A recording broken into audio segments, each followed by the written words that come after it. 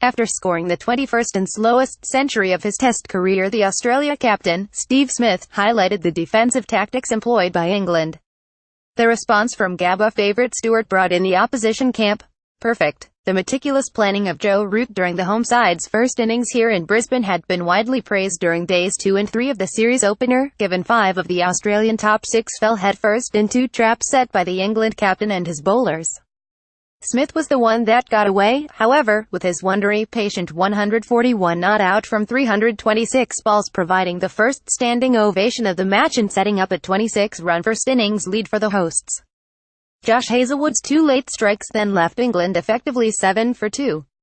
The 261 balls it took the 28-year-old to reach 3 figures made it the slowest Ashes century by an Australian since David Boon at Lord's in 1993, and Smith offered his thoughts on the suffocating fields that could become a feature of the series. "They were pretty defensive from the outset," he said. "It was almost as though they were waiting for our batters to make a mistake. Unfortunately, the top 4 made those mistakes. It might be a series where boundaries are hard to come by. But if you bat for long enough, rotate the strike, you'll get bad balls as the bowlers get tired." Steve Smith speaks to his players before they take the field during day 3. Photograph Ryan Pearce. Getty Images. Broad, who sent down 10 maidens in his 25 overs for figures of 3 for 49, said in response to Smith's frustration, "Perfect. We know the Australians like to score quickly. If we can restrict them and stop them scoring a lot of boundaries, then we'll have periods of taking wickets." On Smith's epic rearguard, Broad said, "He played brilliantly and it's what you come to expect from him in Australia, isn't it? He played with patience, was disciplined around off stump. But also credit to our bowling attack, we didn't let him get away. He doesn't seem to get LBW or bowled too much.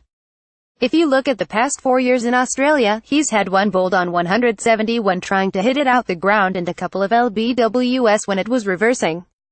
The best batsmen don't miss straight balls, and the outside edge is his biggest threat. If we get a pitch with any sideways movement and more pace, it brings the edge into play." The 31-year-old was left baffled by questions about the fitness of his strike partner, Jimmy Anderson, who had a spell off the field during the afternoon. While this was explained away as a case of having some strapping on his torso redone, England's attack did report 1 minor injury from their 9 hours spent out in the field. Moeen Ali, who picked up 2 for 74 from his 30 overs, appeared to lack some snap in his delivery. While some of his rustiness could be attributed to his side strain that meant he missed all but one of England's warm-up matches, the Observer understands the all-rounder is also suffering from a nasty cut on his spinning finger. Though the pitch has turned less as the game has progressed, Moeen could well be required to put in a significant stint when Australia bat in their second innings.